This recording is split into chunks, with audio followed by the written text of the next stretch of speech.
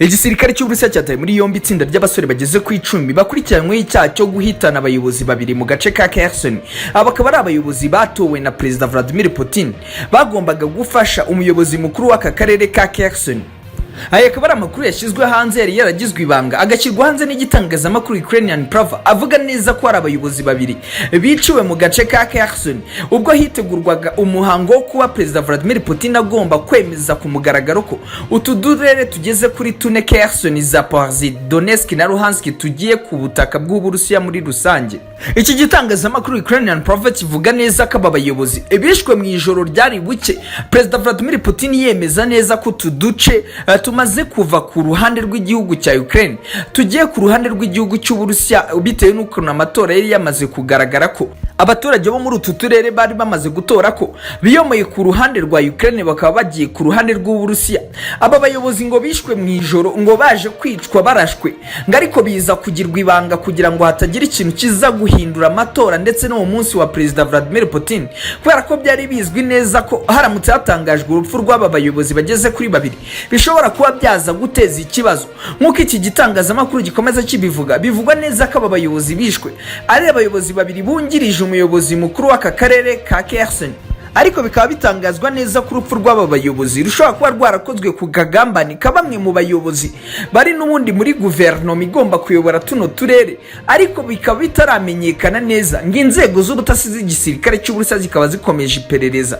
ryo kumenya neza buri muntu uwo ari we wese wihishe inyuma y'uru rupfu rw'aba bayobozi. Ngo kimwe mu bimenyetso byagaragaje neza ko aba bayobozi bishwe mu ijoro ryari buke Perezida Vladimir Putin atangaza ko tuno turere tuvuye ku mugaragaro ku ruhande rwa Ukraine ngo ni ukubera ko aba bayobozi batabonetse muri bino birori. Ibi byahise bigaragaza ko ari cyo gikuba cyacitse cyuko aba bayobozi bamaze guhitanwa. Ubu hariho itsinda ryitwa Special Squad ryashyizweho na Perezida Vladimir Putin rigomba kumenya neza amakuru y'impamo y'ukuntu aba bayobozi bamaze kwicwa. Iki ni nacyo cyatumye Perezida Vladimir Putin avuga ko aba bayobozi bahagarariye tuno turere tugeze kuri tune bagomba kurindwa bikomeye byo ku rwego rwo hejuru nk'abayobozi bakuru cyangwa abayobozi bahagarariye igihugu cy'Uburusiya, kubera ko yamaze kubona ko ashobora kwakira abagambanyi bakomeye. Nubwo tuno duce twamaze gutora neza ko tutagishaka kuba ku ruhande rw'igihugu cya Ukraine, kugeza magingo yabivugwa neza ko aba bayobozi bamaze gutorwa bakanashyirwaho na Perezida Vladimir Putin bahise bimurwa ahantu bari batuye, kandi ikindi ko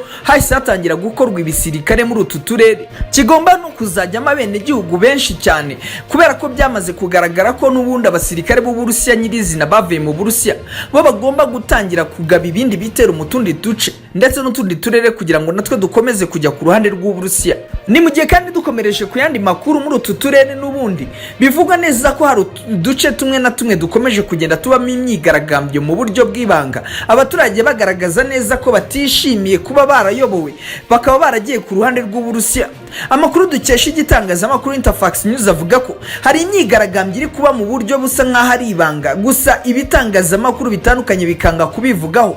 kubera ko Perezida Vladimir Putin yamaze kuvuga neza ko nta makuru agomba gusohoka muri utu turere. Ngo gusa hari amatsinda y'abaturage akomeje kwigaragambiriza imyanzuro yafashwe no kuba barakoze amatora ya referendum kandi bitari byemewe habe na gatoya. Amakuru akomeza agenda avuga ko aba baturage bakomeje kwigaragambya muri Kherson na Zaporizhzhia, abarimo bagenda bafungwa gake gace, abandi bakaba bari gukorerwa ubukangurambaga ndetse no kubumvisha neza ko bagiye kubaho neza kuruta uko bari babayeho mbere. Ariko kugira ngo ibyo bintu bibe bitarenga, amakuru Interfax News ashyize hanze avuga neza ko bayahawe n'umwe mu bantu batuye muri utwo duce dukomeje kuberamo imyigaragambyo mu buryo busa nk'aho bugoranye, ariko abaturage bagakomeza kwigaragambya. Ngo Perezida Vladimir Putin yamaze gutangaza neza ko nta mashusho agomba gukurwa aho ngaho, kandi ko amashusho agomba kujya kurwa muri ako gace agomba kuba yagenzuwe neza cyane kugira ngo hataba ikintu icyo ari cyo cyose cyakangiza izina ry'Uburusiya.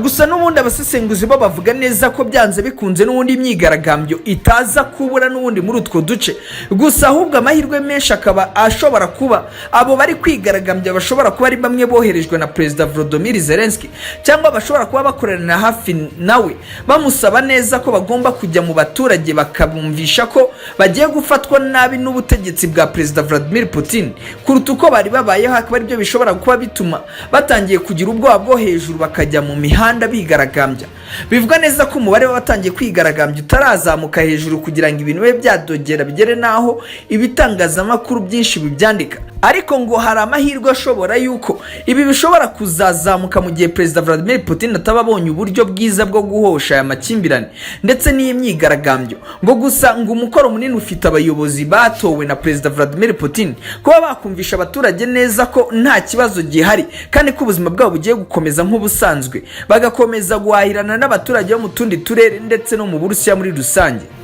Minisitiri w'ingabo w'igisirikare cy'Uburusiya Sergei Shoigu yamaze gutangaza neza ko ubari bw'ibikorwa bya gisirikare bigomba gutangira ku mugaragaro, ko ibintu byose byari byarakozwe byasaga nk'aho ari cyo fezi ya mbere yari imaze, kuko ngo byari byaranditswe neza ko bagomba kwisubiza uturere tune, kimwe cyagombaga kuba ikimenyetso gikomeye bagombaga guhereza ibihugu byo mu burengerazuba bw'isi. Sergei Shoigu yavuze neza ko ubu ngubu ari bwo bagiye gushyiramo imbaraga zikomeye kandi z'umurengera, kubera ko bagiye gushyira imbaraga mu gisirikare no kubaka igisirikare gikomeye mu turere turimo nka Zaporizhzhia, Kherson, Donetsk, Luhansk,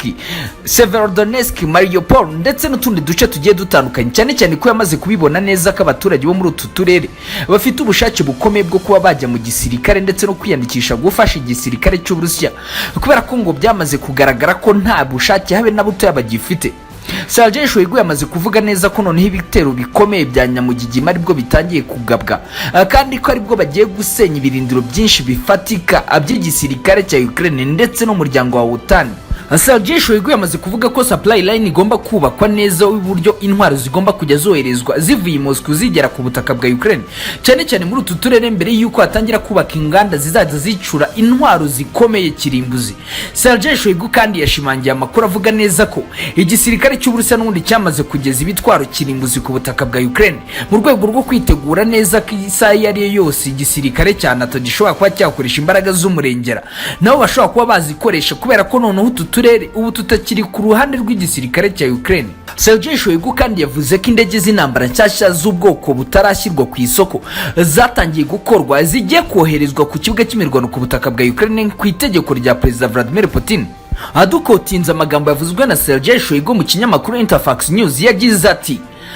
turabizi neza ko kugeza aya magingo amahanga yose atari kumva impamvu utu duce tune twamaze kujya ku ruhande rw'igihugu cyacu, ariko mwese mwarabonye neza ko ari intangiriro, kubera ko hari utundi duce tugomba kujya ku ruhande rwacu. Ku itegeko rya nyakubahwa Perezida Vladimir Putin, umugaba w'ikirenga w'ingabo zacu yifuje neza ko umutekano tugomba kuwukuba inshuro 100